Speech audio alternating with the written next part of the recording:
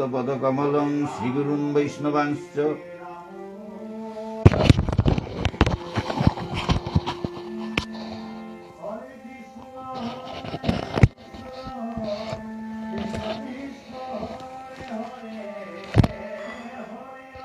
বন্দেহং শ্রীগুরু শ্রীযুতপদকমলং শ্রীগুরুन् বৈষ্ণবাংশ্চ শ্রীরূপং সাগ্রজাতং সহগণ রঘুনাথান্বিতং তং সজীবং সাদ্বৈতং সাবধূতং পরিজনসহিতং কৃষ্ণচৈতন্যদেবং শ্রীরাধাকৃষ্ণপাদান সহগণ ললিতা শ্রীবিশাখান্বিতাংশ্চ।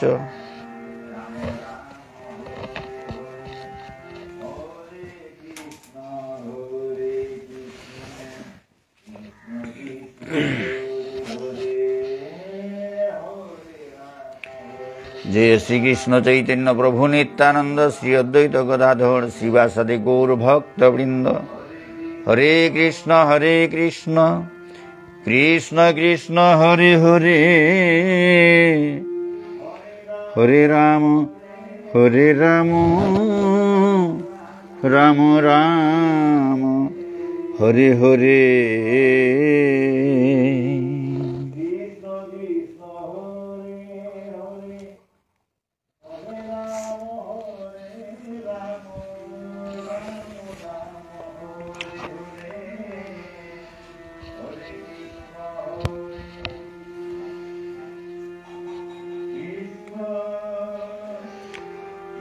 সুধী ভক্তবৃন্দ,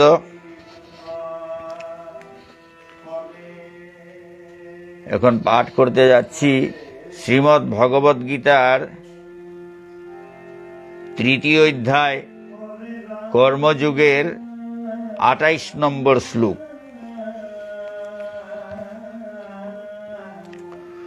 তত্ত্ববিত্তু মহাবাহো গুণকর্ম বিভাগয় গুণাগুণেষু বর্তন্ত ইতি মত্ত্বা ন সজ্জতে।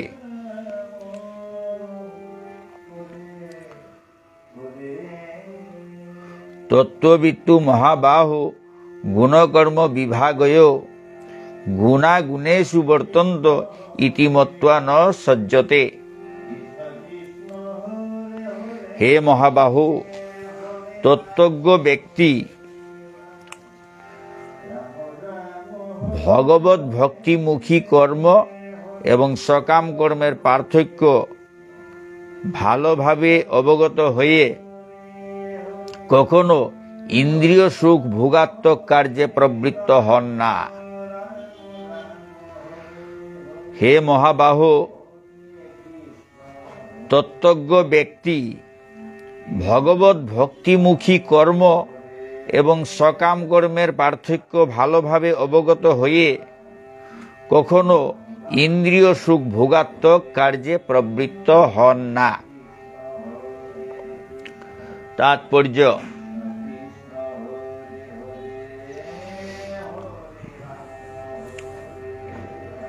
আমি যে তাৎপর্য অনুবাদ পড়ছি তা সব এখানে মানে যতটা গ্রন্থ পড়া হবে সকালে আমার সব ইস্কনের প্রতিষ্ঠাতা অভয়চরণারবিন্দ স্বামী প্রভুপাদের রচিত লিখা অনুবাদ এবং তাৎপর্য সব, এবং গ্রন্থগুলি প্রকাশও করেছেন ইস্কন। আমার ভালো লাগে তাই পড়ি। ছোটবেলা থেকেই এই গ্রন্থগুলো আমার ভালো লাগতো, সহজ সরল ভাষায় লেখা, এবং গুরুদেবের অনুমতিও নিয়ে আমি পড়ি। তাই আমার যা ভালো লাগে তাই পড়ি। আর আমি রোজ কিছু কিছু পাঠ করি, সেই পাঠ যাতে সবাই শুনতে পারে তার জন্যই এই লাইভ টেলিকাস্ট করছি। সকাল সকাল সেই রকম স্নান করতে পারি না, ঠান্ডা, তো মন্ত্র স্নান করে এবং জল দিয়ে তিলক লাগিয়ে আমি পাঠে বসি।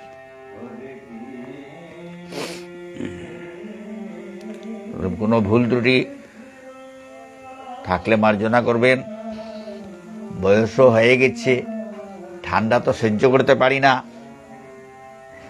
তাই এভাবে আমি সবসময় পাঠ করি, স্নান করি আর না করি, কিন্তু সবসময় জল তিলক দিয়ে, মন্ত্র স্নান করে জল তিলক দিয়ে পাঠ করি। তারপরে দুপুরবেলায় স্নান করে তিলক লাগাই। এই হচ্ছে ব্যাপার। সেসব নিয়ে মনে যাতে আপনাদের কোনো কিছু উদয় না হয়, তার জন্য আমি এগুলো বলি মধ্যে মধ্যে, কারণ অনেকে সমালোচনা করবে, তিলক না লাগিয়ে পাঠ করতে বসছেন। তিলক লাগিয়েছি, কিন্তু জল দিয়ে লাগালে তিলক দেখা যায় না, এই হচ্ছে ব্যাপার।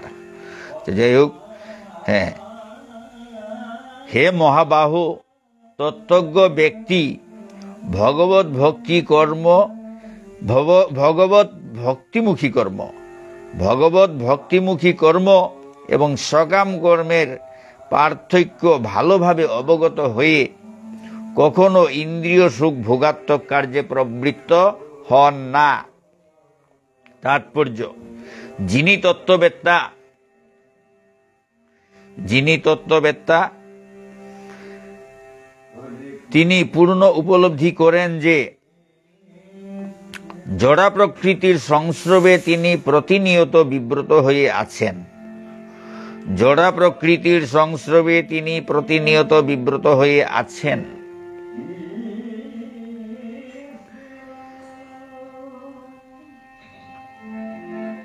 তিনি জানেন যে তিনি হচ্ছেন পরম পুরুষোত্তম ভগবান শ্রীকৃষ্ণের অবিচ্ছেদ্য অংশ। তিনি জানেন যে তিনি হচ্ছেন পরম পুরুষোত্তম ভগবান শ্রীকৃষ্ণের অবিচ্ছেদ্য অংশ, এবং এই জড়া প্রকৃতি তার প্রকৃত আলয় নয়, এবং এই জড়া প্রকৃতি তার প্রকৃত আলয় নয়। তিনি জানেন যে তিনি হচ্ছেন সচ্চিদানন্দময় ভগবানের অবিচ্ছেদ্য অংশ। তিনি জানেন যে তিনি হচ্ছেন সচ্চিদানন্দময় ভগবানের অবিচ্ছেদ্য অংশ, এবং তিনি বুঝতে পারেন যে কোনো না কোনো কারণে তিনি এই জড়া প্রকৃতিতে আবদ্ধ হয়ে পড়েছেন। তিনি বুঝতে পারেন যে কোনো না কোনো কারণে তিনি এই জড়া প্রকৃতিতে আবদ্ধ হয়ে রয়েছেন। তিনি বুঝতে পারেন যে তার স্বরূপ হচ্ছে ভগবানের নিত্য দাস। তিনি বুঝতে পারেন যে তিনি হচ্ছেন, তার স্বরূপ হচ্ছে ভগবানের নিত্য দাস। জীবের স্বরূপ হয় কৃষ্ণের নিত্য দাস, এবং ভক্তি সহকারে ভগবানের সেবায় সমস্ত কর্ম করাই হচ্ছে তার কর্তব্য। ভক্তি সহকারে ভগবানের সেবায় সমস্ত কর্ম করাই হচ্ছে তার কর্তব্য। ভগবানের নিত্য দাস, সুতরাং ভগবানের সেবা করাই হচ্ছে কর্তব্য। যা কিছু করি না কেন সব যেন ভগবানের সেবায় লাগে, এই হচ্ছে ভগবানের সেবা। প্রতিটি কাজ ভগবানের জন্যই যাতে করা হয়, তাহলেই ভগবানের সেবা হয়ে যায়। আমরা চাকরি করি, বেতন পাই, সব ভগবানের সেবায় লাগাতে হয়। ভগবানের জন্যই চাকরি করা, ভগবানের জন্যই সংসার করা, ভগবানের আনন্দ বিধানের জন্যই সংসার, গৃহস্থ ধর্ম পালন করা, চাকুরি করা, সব কিছু। তাহলে সব ভগবানের সেবা হয়ে যায়। তাই তিনি ভগবানের সেবায় নিজেকে সম্পূর্ণভাবে নিয়োজিত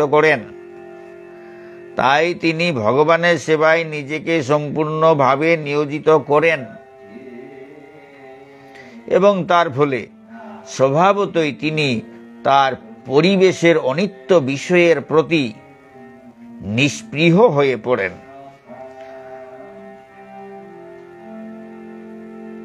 তার ফলে স্বভাবতই তিনি তার পরিবেশের অনিত্য বিষয়ের প্রতি নিষ্পৃহ হয়ে পড়েন। এই অনিত্য বিষয় নিয়ে তিনি চিন্তা করেন না। তিনি ভগবানের সেবায় এমনভাবে নিয়োজিত থাকেন, তিনি অনিত্য বিষয় নিয়ে চিন্তা চর্চা করেন না, তার প্রতি কোনো আকর্ষণ তার নেই। এই অনিত্য বিষয়ের প্রতি ভক্তের কোনো আকর্ষণ থাকে না। ভক্ত সবসময় ভগবানের সেবায় নিয়োজিত থাকেন। জীবের স্বরূপ হয় কৃষ্ণের নিত্য দাস, তাই তিনি সবসময় ভগবানের সেবায় নিয়োজিত থাকেন, অনিত্য বিষয়ের প্রতি নিষ্পৃহ হয়ে পড়েন। তিনি জানেন যে ভগবানের ইচ্ছার ফলেই তিনি জড় জগতে পতিত হয়েছেন। তিনি জানেন যে ভগবানের ইচ্ছার ফলেই তিনি জড় জগতে পতিত হয়েছেন। তাই এই দুঃখময় জড় জগতের কোনো দুঃখকেই তিনি দুঃখ বলে মনে করেন না।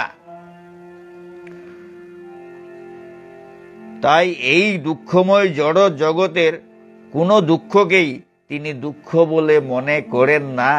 কারণ ভগবানের ইচ্ছার ফলেই তিনি এই জড় জগতে পতিত হয়েছেন। সুতরাং ভগবানের ইচ্ছায় যখন তিনি জড় জগতে পতিত হয়েছেন, তাই তিনি এই দুঃখময় জড় জগতের কোনো দুঃখকেই তিনি দুঃখ বলে মনে করেন না। পক্ষান্তরে তিনি তা ভগবানের আশীর্বাদ বলে মনে করেন। পক্ষান্তরে তিনি তা ভগবানের আশীর্বাদ বলে মনে করেন। ভগবানের সেবা পাওয়ার একটা সুযোগ, ভগবানের সেবার সুযোগ পেয়েছেন, তাই বলছেন ভগবানের ইচ্ছার ফলেই যখন তিনি জড় জগতে পতিত হয়েছেন, তাহলে এই জড় জগতে থেকেও ভগবানের একটা সেবা করার সুযোগ পাচ্ছে। ভগবান যখন পাঠিয়েছেন, কি উদ্দেশ্যে পাঠিয়েছেন, সেই উদ্দেশ্য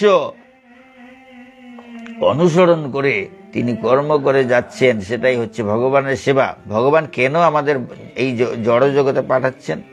কর্ম করার জন্য।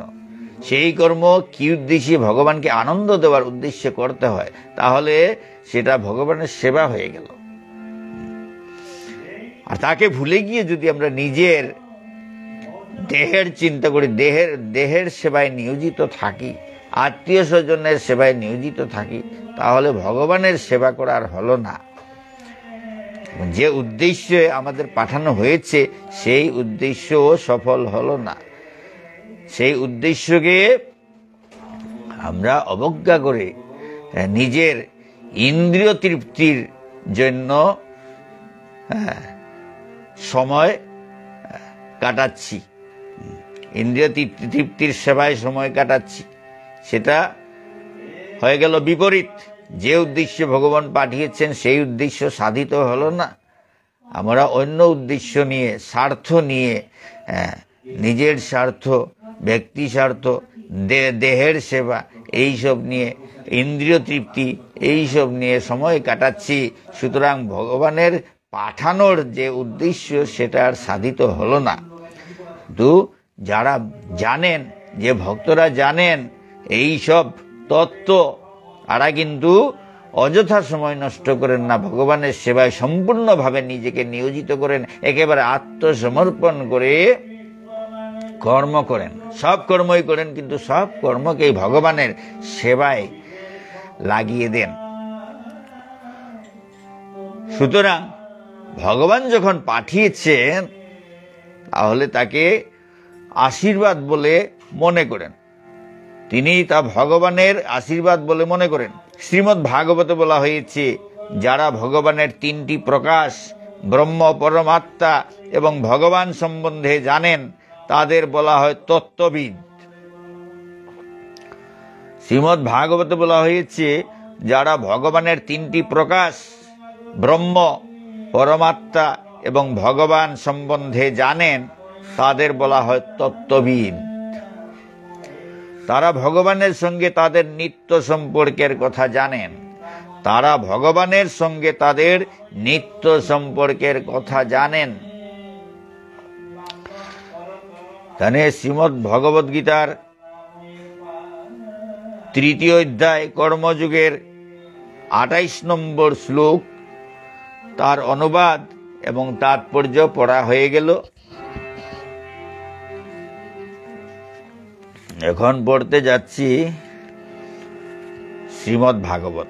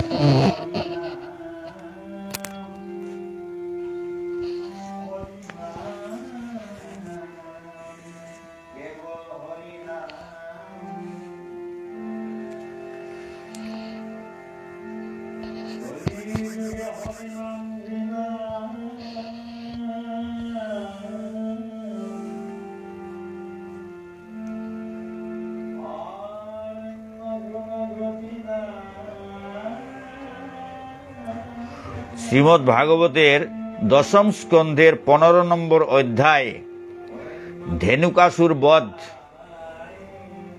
ধেনুকাসুর বধ অধ্যায়ের 13 নম্বর শ্লোক পড়তে যাচ্ছি।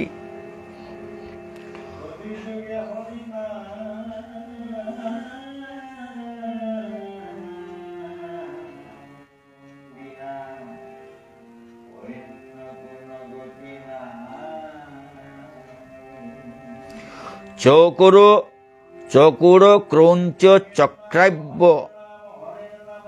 ভারদ্বাজাংশ্চ বর্হিণ অনুরৌতি স্ম সত্ত্বানাং ভীতবৎ ব্যাঘ্র সিংহয়।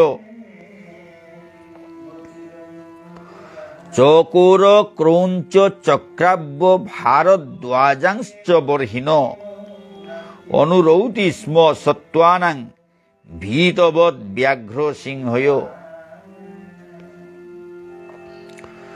কখনো তিনি চকুর, ক্রৌঞ্চ, চক্রাব্য, ভারদ্বাজ ও ময়ূরের অনুকরণে চিৎকার করতেন,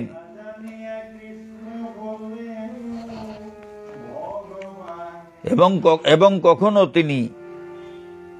তিনি বাঘ ও সিংহের কৃত্রিম ভয়ে ছোট ছোট প্রাণীদের সঙ্গে দৌড়ে পালাতেন। ভগবান শ্রীকৃষ্ণের কথা বলা হচ্ছে। তিনি যখন বনে বিচরণ করতেন, তিনি এই সব লীলা করতেন। কখনো তিনি চকুর, ক্রৌঞ্চ, চক্রাব্য, ভারদ্বাজ ও ময়ূরের অনুকরণে চিৎকার করতেন, এবং কখনো তিনি বাঘ ও সিংহের কৃত্রিম ভয়ে ছোট ছোট প্রাণীদের সঙ্গে দৌড়ে পালাতেন। তাৎপর্য: ভীতবৎ, ভীতের ন্যায় কথাটি ইঙ্গিত করছে যে শ্রীকৃষ্ণ ঠিক একটি সাধারণ বালকের মতো খেলা করতেন এবং বাঘ ও সিংহের কৃত্রিম ভয়ে ছোট ছোট বৈষ্ণব জীবজন্তুদের সঙ্গে দৌড়ে পালাতেন। সব তিনি অভিনয় করতেন। কৃত্রিম ভয়, ছোট ছেলেমেয়েরা যেভাবে ভয় পায় সেই রকম তিনি ভয় পাচ্ছেন। এসব পরমেশ্বর ভগবান শিশুর বাল্যলীলা করছেন। ছোট ছোট বালকদের মতো তিনিও ভয় পাচ্ছেন, বালকদের সঙ্গে খেলা করছেন, সুতরাং তাদের মতো চলতে হয়, তাই তিনি এইভাবে ভয় পাচ্ছেন। ভীতবৎ, ভীতের ন্যায় কথাটির ইঙ্গিত করছে যে শ্রীকৃষ্ণ ঠিক একটি সাধারণ বালকের মতো খেলা করতেন এবং বাঘ ও সিংহের কৃত্রিম ভয়ে, বাঘ সিংহের ভয়ে ছোট ছেলেমেয়েরা যেভাবে ভয় পেয়ে দৌড়ায়, সেইভাবে তিনিও বাঘ ও সিংহের কৃত্রিম ভয়ে ছোট ছোট বন্য জীবজন্তুদের সঙ্গে দৌড়ে পালাতেন। ছোট ছোট বন্য জীবজন্তুরা বাঘ সিংহের ভয়ে যেরকম দৌড়ে পালাতেন, ঠিক সেই রকম যেরকম ছোট ছোট জীবজন্তুরা বাঘ এবং সিংহের ভয়ে পলায়ন করে, ঠিক সেই রকম পরমেশ্বর ভগবান শ্রীকৃষ্ণ বালক রূপে কৃত্রিম ভয়ে, বাঘ ও সিংহের কৃত্রিম ভয়ে ছোট ছোট বন্য জীবজন্তুদের সঙ্গে দৌড়ে পালাতেন। প্রকৃতপক্ষে ভগবত ধাম বৃন্দাবনে সিংহ ও বাঘেরা হিংস্র নয়। প্রকৃতপক্ষে ভগবত ধাম বৃন্দাবনে সিংহ ও বাঘেরা হিংস্র নয়, আর তাই তাদের ভয় পাওয়ার কোনো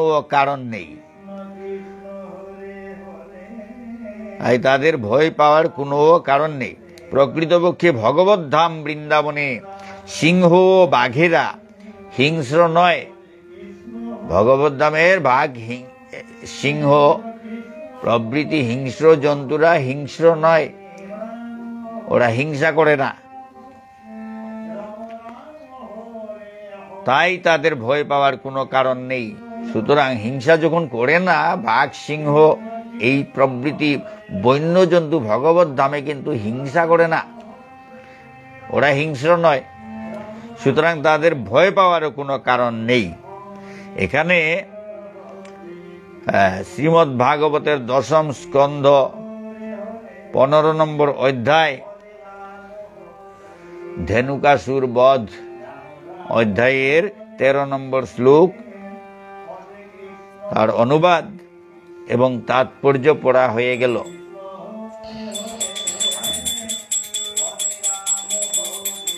এখন পড়তে যাচ্ছি শ্রী চৈতন্য চরিতামৃত।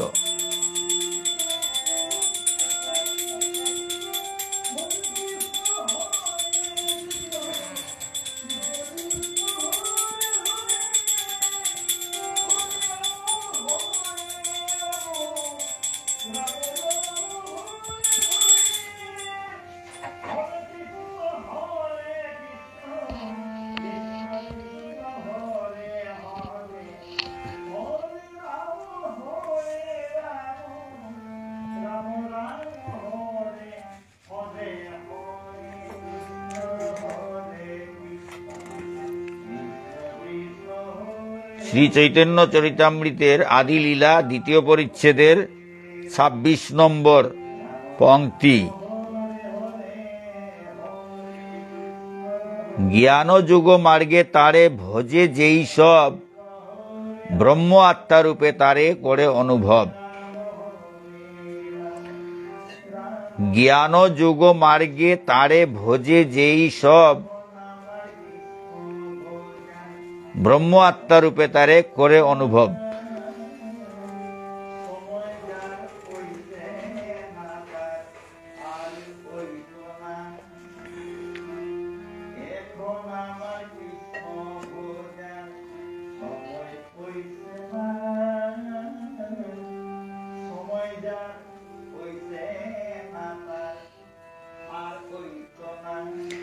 জ্ঞান মার্গে অথবা যোগ মার্গে যারা তার ভজনা করে, জ্ঞান মার্গে অথবা যোগ মার্গে যারা তার ভজনা করে, তারা তাকে যথাক্রমে ব্রহ্মরূপে এবং পরমাত্মা রূপে উপলব্ধি করে। তাকে তারা যথাক্রমে ব্রহ্মরূপে এবং পরমাত্মা রূপে উপলব্ধি করে।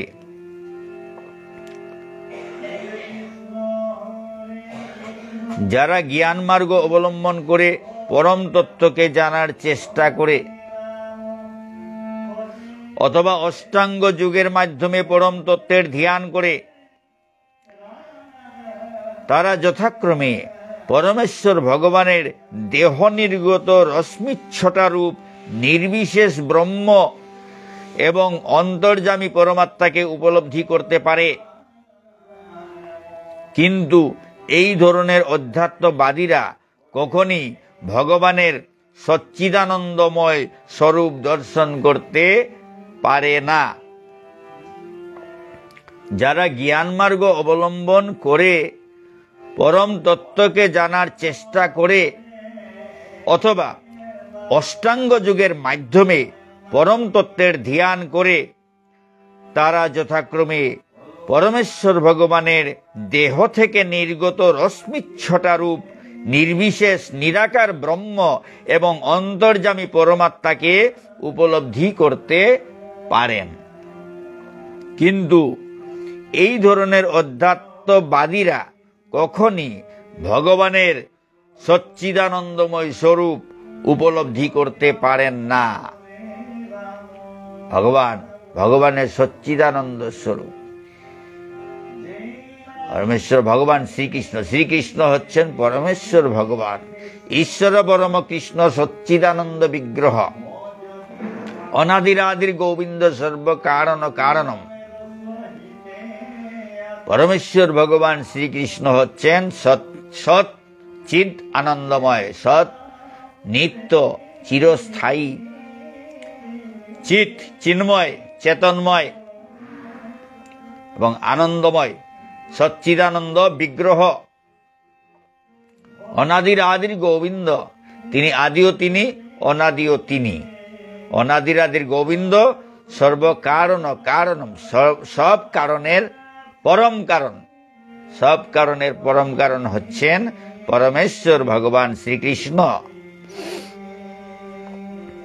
বলছে কিন্তু এই ধরনের অধ্যাত্ম যারা জ্ঞান মার্গে যারা আছেন, জ্ঞান মার্গ অথবা যোগ মার্গে যারা ভগবানকে জানার চেষ্টা করেন, তাদের কথা বলা হচ্ছে এই ধরনের অধ্যাত্মবাদীরা কখনই ভগবানের সচ্চিদানন্দময় স্বরূপ দর্শন করতে পারেন না। মানে শ্রী চৈতন্য চরিতামৃতের আদিলীলার 2য় পরিচ্ছেদের 26 নম্বর পংক্তি আর শ্লোকার্থ এবং তাৎপর্য পড়া হয়ে গেল।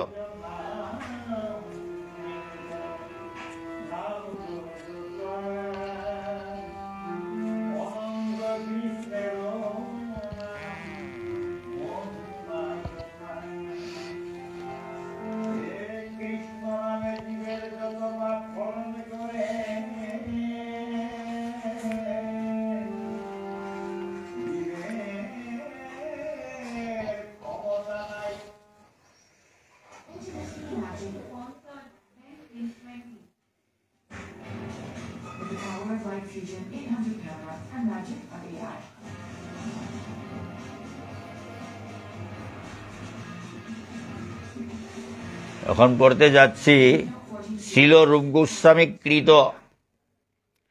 ভক্তিরসামৃত সিন্ধু। ভক্তিরসামৃত সিন্ধু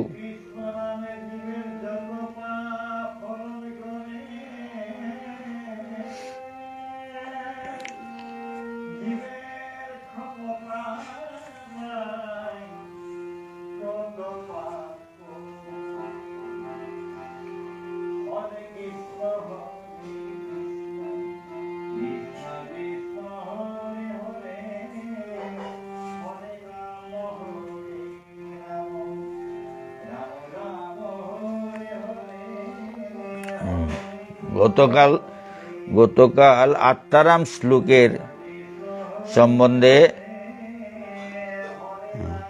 বলা হয়েছিল। শ্রীমদ্ ভাগবতে আত্মারাম নামক একটি শ্লোক অত্যন্ত মহত্বপূর্ণ। এই আত্মারাম শ্লোকে বর্ণনা করা হয়েছে যে প্রাকৃত বন্ধন থেকে পূর্ণরূপে মুক্ত হওয়া সত্ত্বেও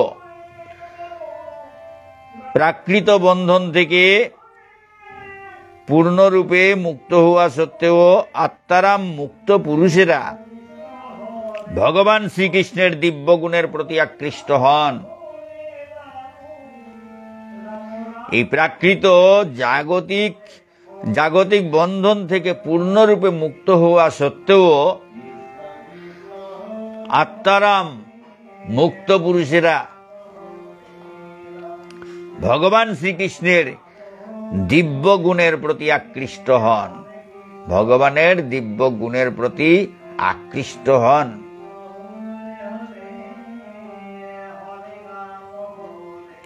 এই শ্লোকে বিশ্লেষণ করা হয়েছে যে মুক্ত পুরুষদের জড় সুখ ভোগের প্রতি কোনো আসক্তি থাকে না। মুক্ত পুরুষদের জড় সুখ ভোগের প্রতি কোনো আসক্তি থাকে না। তারা সব রকম জড় কামনা বাসনা থেকে সম্পূর্ণ মুক্ত, কিন্তু তবুও তারা পরমেশ্বর ভগবানের অপ্রাকৃত লীলা শ্রবণ এবং উপলব্ধি করার আকর্ষণ প্রতিহত করতে পারেন না।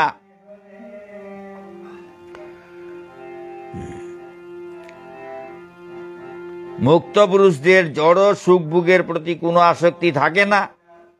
তারা সব রকম জড় কামনা বাসনা থেকে সম্পূর্ণ মুক্ত, কিন্তু তবুও তারা পরমেশ্বর ভগবানের অপ্রাকৃত লীলা এবং উপলব্ধি করার আকর্ষণ প্রতিহত করতে পারেন না।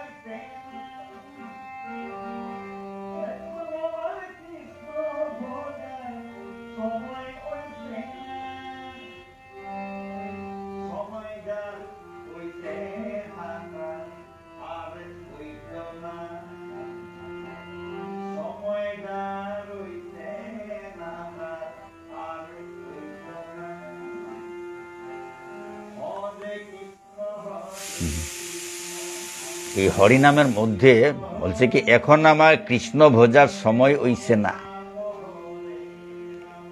সময় যার হইছে না তার আর হইতো না। যারা এখন আমার কৃষ্ণ ভোজার সময় হইছে না বলে, অনেকেই বলে হ্যাঁ এখন আমার কৃষ্ণ ভোজার সময় হইছে না, তাদেরকে উত্তরে বলা হচ্ছে কি, সময় যার হইছে না তার আর হইতো না। সময় যার হইছে না, যারা সময় যার হইছে না বলে তাদের আর সময় হবে না। সময়ের অপেক্ষা করা উচিত নয়। ভগবানকে ভজন করার কোনো সময় অপেক্ষা করতে হয় না। ভগবানের উদ্দেশ্য, ভগবান আমাদের পাঠিয়েছেন এই জড় জগতে তার সেবা করার জন্য, তার উদ্দেশ্য সাধন করার জন্য। আর এখানে এসে আমরা বলি কি, এখন আমার কৃষ্ণ ভোজার সময় হয় নাই, আমি যখন বৃদ্ধ হব তখন কৃষ্ণ ভোজন করব, এই ধরনের কথা। তা কি উদ্দেশ্যে তাদেরকে পাঠানো হয়েছে সেই উদ্দেশ্য পর্যন্ত তারা জানে না, বলে কি এখন আমার কৃষ্ণ ভোজার সময় হইছে না। তাদের উত্তরে এই কথা হচ্ছে, সময় যার হইছে না তার আর হইতো না, সময় যার হয় নাই তার আর কোনো দিনও হবে না। হ্যাঁ, সময় তো সব সময়ই কৃষ্ণ ভোজার সময়। কারণ ভগবান আমাদের পাঠিয়েছেন জড় জগতে তার সেবা করার জন্য। আর আমরা যদি বলি না এখন আমার কৃষ্ণ ভোজার সময় হয় নাই, আমি যখন বৃদ্ধ হয়ে পড়ব তখন কৃষ্ণ ভোজন করব, এটা কি হলো? আরে ভগবান পাঠিয়েছেন তাকে ভজন করার জন্য, তার সেবা করার জন্য, তার উদ্দেশ্য সাধন করার জন্য। আর আমরা যদি বলি না এখন আমার সময় হয় নাই, যার সময় হয় নাই তার কোনো দিনও হবে না, তাই বলা হচ্ছে গানের মাধ্যমে। যাই হোক, হ্যাঁ,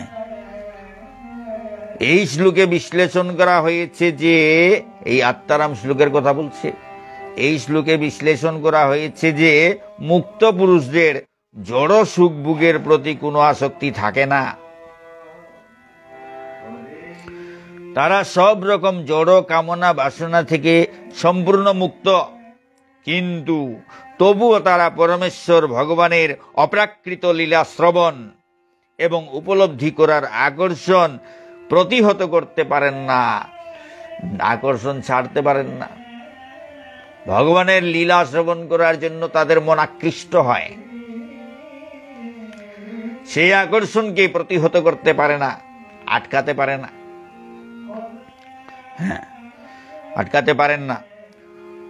তার থেকে আমরা বুঝতে পারি যে পরমেশ্বর ভগবানের মহিমা এবং লীলা প্রাকৃত নয়, এই জড় জাগতিক বস্তু নয়।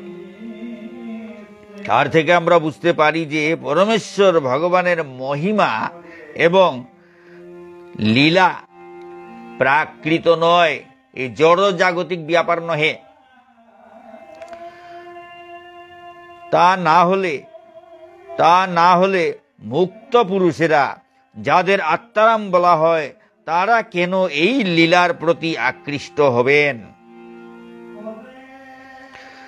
তা না হলে মুক্ত পুরুষেরা, যাদের আত্মারাম বলা হয়, তারা কেন এই লীলার প্রতি আকৃষ্ট হবেন? সেটি হচ্ছে এই শ্লোকের বক্তব্য, সেটি হচ্ছে এই শ্লোকের বক্তব্য। এটা কথা মনে পড়ছে,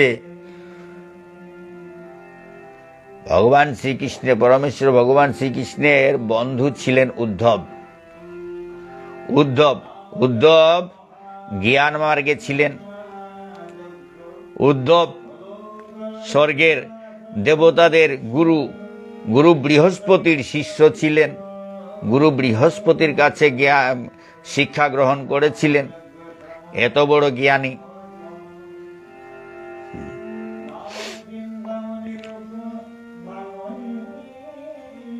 কিন্তু তিনি এই কৃষ্ণ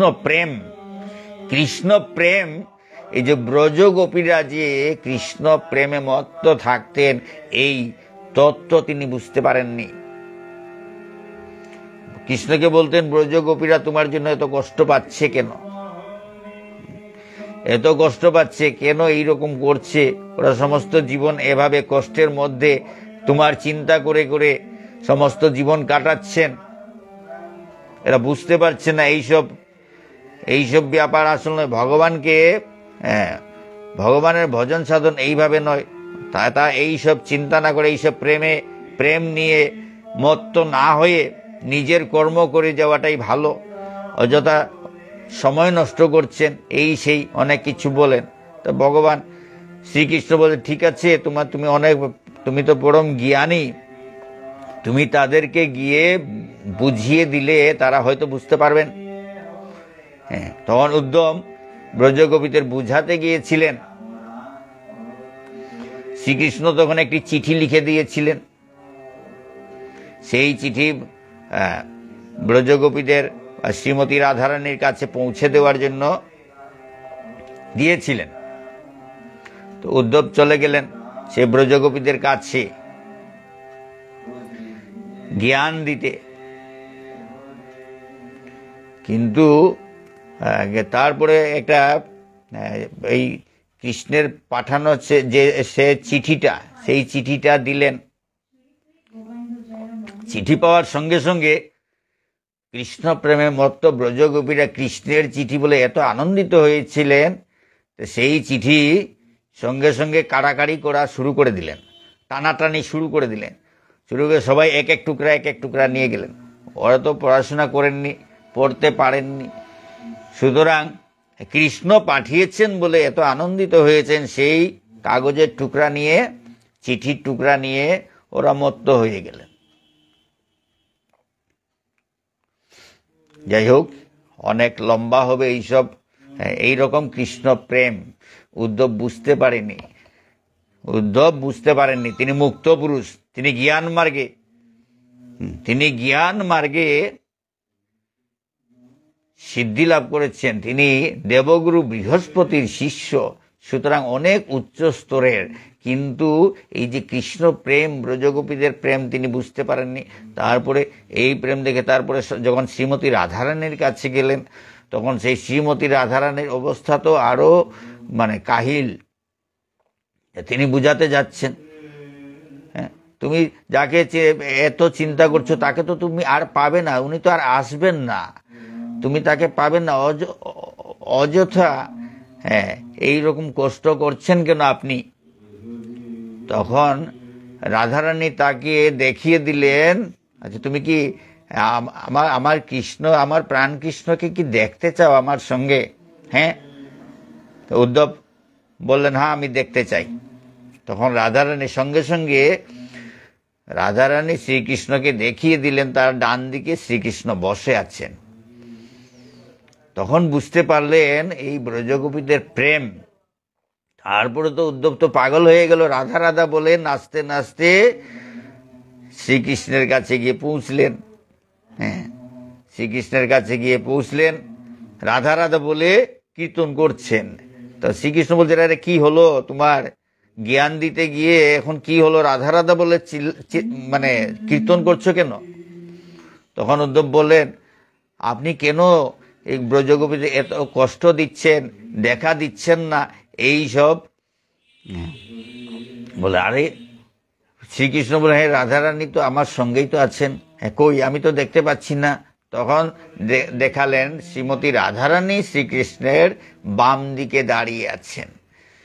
এই রকম উদ্ধব ব্রজগোপীদের প্রেম জানতে পেরেছিলেন এবং আকৃষ্ট হয়ে গেলেন। এই মুক্ত পুরুষ যে কৃষ্ণের গুণে আকৃষ্ট হয়ে, একটা উদাহরণ দিলাম, আমি অত বেশি জানি না, যা মনে আসে তাই বলি।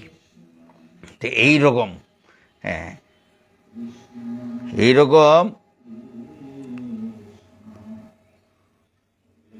এই শ্লোকে বর্ণনা করা হয়েছে যে মুক্ত পুরুষদের জড় সুখ ভোগের প্রতি কোনো আসক্তি থাকে না। জড় সুখ ভোগের আসক্তি থাকে না, এটা কিন্তু সত্যি।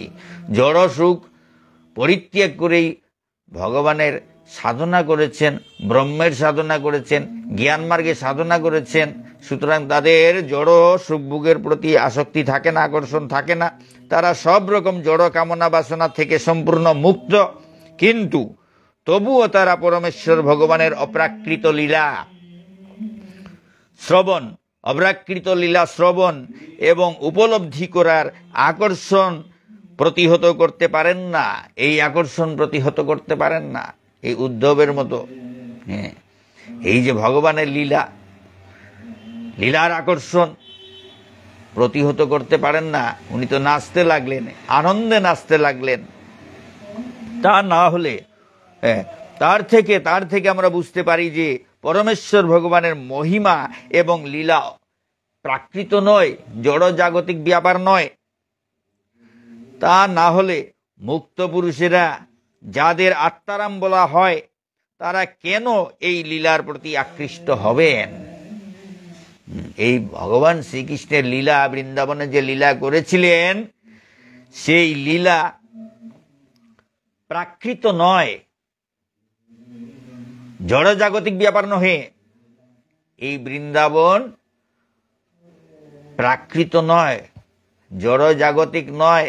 বৃন্দাবনের লীলা ভগবান শ্রীকৃষ্ণের জড় জাগতিক নয়, সেটা গোলক বৃন্দাবনের, গোলক ধামের লীলা। হ্যাঁ, এবার বৃন্দাবনের মাটিও সাধারণ মাটি নয়। আমাদের অন্য জায়গার মাটির সঙ্গে বৃন্দাবনের মাটির তুলনা হয় না, কারণ বৃন্দাবনের মাটি হচ্ছে গোলকের মাটি। 84 ক্রুশ গোলকের মাটি নিয়ে এসেছিলেন। শ্রীমতী রাধারানী যখন এই জড়জগতে আসতে চাইলেন না, হ্যাঁ, আমি এই গোলক ধাম ছেড়ে আমি এই মর্ত ধামে আমি যাব না, তখন ভগবান ঠিক আছে, আমি গোলক ধামের 84 ক্রুশ মাটি নিয়ে যাচ্ছি, 84 ক্রুশ ভূমি নিয়ে যাচ্ছি, তা তুমি গোলকেই থাকবেন, তুমি গোলকেই থাকবে, কারণ গোলকের মাটি বৃন্দাবনে যাচ্ছে। এই যে মথুরা মণ্ডল 84 ক্রুশ মথুরা মণ্ডল, এটা হচ্ছে শ্রীকৃষ্ণের নিয়ে আসা গোলকের মাটি। সেখানে মাটিটাও প্রাকৃত নয়, মাটিটাও গোলক ধামের, সুতরাং জড় জাগতিক মাটি নয়, সেই রকম মাটি। এবং শ্রীকৃষ্ণ পরমেশ্বর ভগবান, ঈশ্বর পরম কৃষ্ণ সচ্চিদানন্দ বিগ্রহ এবং শ্রীমতী রাধারানী এবং গোপীরা সবাই গোলক বৃন্দাবন থেকে এসেছেন। সুতরাং জড় জাগতিক ব্যাপার নহে, তাদের লীলা খেলা সবকিছুই চিন্ময়, জড় জাগতিক নয়। হ্যাঁ, মানে তার থেকে আমরা বুঝতে পারি যে পরমেশ্বর ভগবানের মহিমা এবং লীলা প্রাকৃত নয়, এগুলা প্রাকৃত নয়, জড় জাগতিক ব্যাপার নহে। তা না হলে মুক্ত পুরুষেরা, যাদের আত্মারাম বলা হয়, তারা কেন এই লীলার প্রতি আকৃষ্ট হবেন? সব কিছুর আকর্ষণ ত্যাগ করেছেন, আসক্তি ত্যাগ করেছেন, সেই মুক্ত পুরুষেরা কেন এই লীলার প্রতি আকৃষ্ট হবেন? তা জড়জাগতিক নয়, এই সব লীলা হচ্ছে চিন্ময় জগতের লীলা, চিন্ময় জগতের লীলা, চিন্ময় ধামের লীলা, গোলক বৃন্দাবনের লীলা।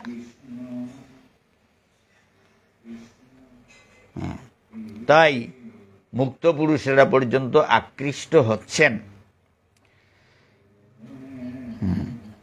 তা না হলে মুক্ত পুরুষেরা, যাদের আত্মারাম বলা হয়, তারা কেন এই লীলার প্রতি আকৃষ্ট হবেন? সেটি হচ্ছে এই শ্লোকের বক্তব্য। এখানে আজকের পাঠ শেষ হলো। কত ভুল ত্রুটি তো থাকবেই, আমিও কিছু কিছু মধ্যে মধ্যে বলি, বলার ইচ্ছা যখন মনে কিছু কিছু আসে তখন সেইগুলো প্রকাশ করি, ভুল হোক আর শুদ্ধ হোক, আমি যা জানি তাই প্রকাশ করি। আমার যতটুকু জ্ঞান ততটুকুই কথা বলি, তাতে ভুল টুল তো থাকবেই, ভুল ত্রুটি থাকবেই।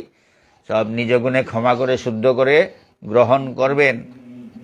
জয় শ্রী শ্রী রাধাগিরিধারী কি জয়, শ্রী শ্রী নিতাই গৌর পঞ্চতত্ত্ব কি জয়, শ্রী শ্রী গুরু মহারাজ কি জয়, অনন্ত গুরু বৈষ্ণব ভক্তবৃন্দ কি জয়, শ্রীমদ্ ভগবত গীতা কি জয়, শ্রীমদ্ ভাগবত পুরাণ কি জয়, শ্রী চৈতন্য চরিতামৃত কি জয়, ভক্তির রসামৃত সিন্ধু গ্রন্থ কি জয়। রাধে শ্যাম।